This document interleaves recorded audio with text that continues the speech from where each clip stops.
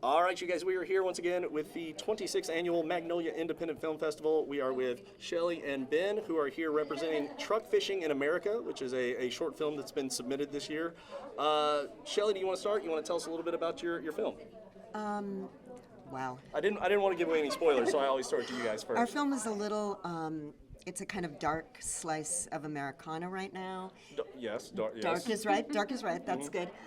It was reassuring last night to get good laughs in the dark moments where I didn't know for sure that they were there because it's the first time I'm seeing it with an audience. And we shot in the Outer Banks in January, and Ooh, that had to be freezing. Ben was on the crew and really helping with all kinds of things and helped provide a space for all 11 of us stayed together for how many days? 11 days? 10 days? Yeah, Yeah. better part of 2 weeks. It was it's a whole lot of shooting. Yeah, it was a lot of shooting on. For a while, we got a protected beach, right, and then a public beach, and it's about a couple of guys who make hammocks in the summer in the Outer Banks, and in the winter they're listless and have nothing to do but do horrible things. They kind of are left to their own devices. They're left to their own devices, and they shouldn't be, in my opinion. It was really interesting. So remind me the two characters again. What were their names? Jerry and Danny. And so is Jerry the one? Do we open on Jerry or Danny? We open on Danny, who is the less. He's the younger, and so he's less screwed up.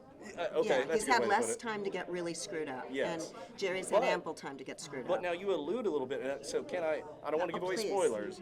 But you allude a little bit to Jerry does have some weird stuff in his past, because when they encounter the cop on the beach, and he immediately asks him for ID and then cuffs him and all this kind of stuff. Yeah. Have I said too much? No. Okay, all right. That's Danny, the younger one. Oh, that I'm sorry, I mixed and it up. I think my idea, and I don't want to give away too much either, is that you may have another idea, Ben. You watched it, and I worked on it.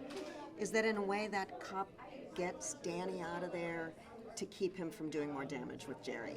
That it's not really, is he going to be in jail? I can see that. Neil said Okay. 24 to 36 hours in jail, and I say the cop takes these guys in and goes, Jerry's a bad influence, let's get Danny out of here, and I didn't. but that's ambiguous. It's not spelled out. You're right, and I didn't see it that way when I watched it, but now after the fact, I can see that happening. I guess I just kind of viewed it happening a different way. Like the cop was just small town cop, suspicious of an outsider, and immediately attacks kind of thing. But that makes a lot of sense too. I think it's more benign than that, but that's also because I've lived through all the rewrites and things, and the cop had a whole story about his son before that, and cuts happen, and you're suddenly like, how am I justifying this? And talking about subtext to the actors and things like that. So so something else you did, and I promise I'll throw it to you in a second, Heather. But something else you guys did in the movie that I liked was they keep talking about, obviously, I could have been all pro. I could if it weren't for my knee, I think he says. yeah, he blows out his knee in high school playing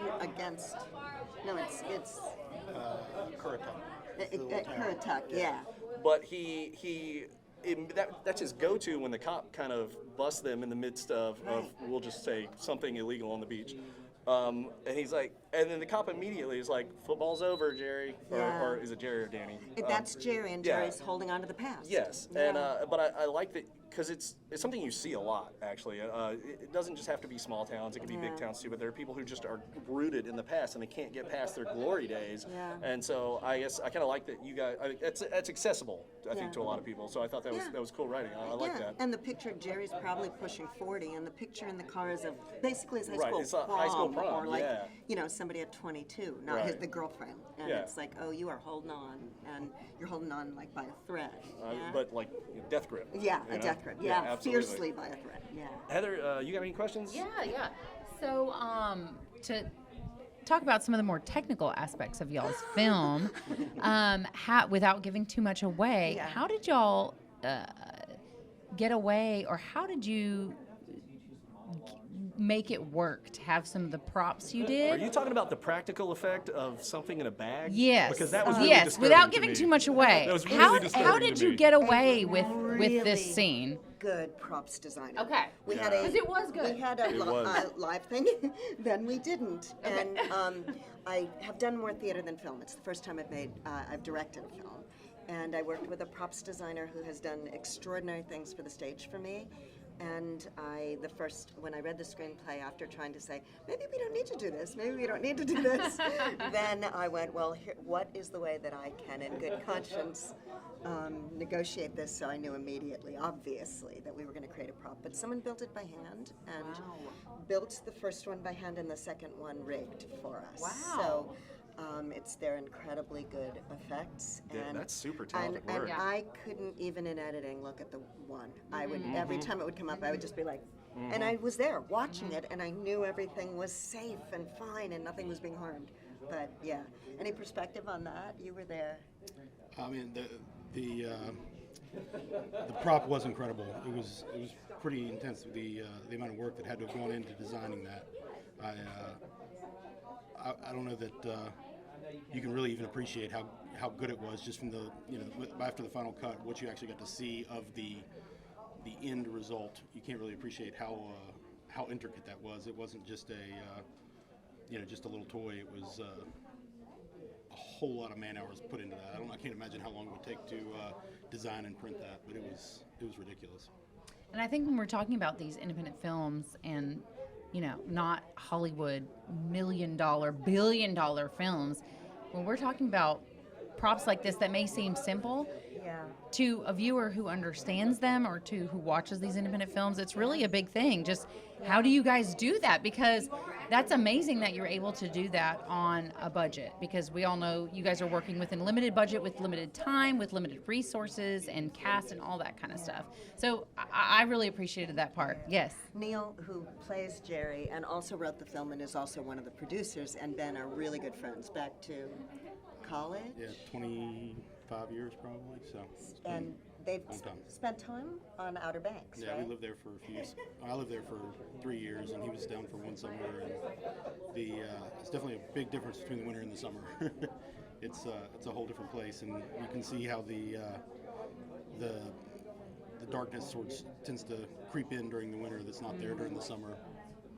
And they knew a lot of people. And I used to be a full-time teacher at Ohio University, working in theater, and I knew the film school well, so we got a lot of support. A lot of our crew was volunteering for like intern credits and things like that. So we were really helped budget-wise by them knowing a lot of folks there, and by me having a lot of relationships based in a pretty good MFA film program and a BFA film program, where they were like, yeah, borrow this, and a theater school that was like, sure, we can train you in the weapon, sure, we know all this stuff. So we had a lot of help, or we probably couldn't have afforded to make the film.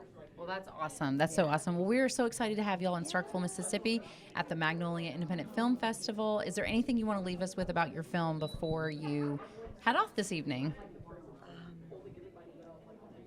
Well, thank y'all for being with us. It was a pleasure, and definitely an eye-opening experience to make, so I hope everyone enjoys viewing it as much as we enjoyed making it. Yeah. Next one will be easier, It and the definitely festival's gets your great. attention. It Yes. definitely gets your It does. attention. It does. Yeah.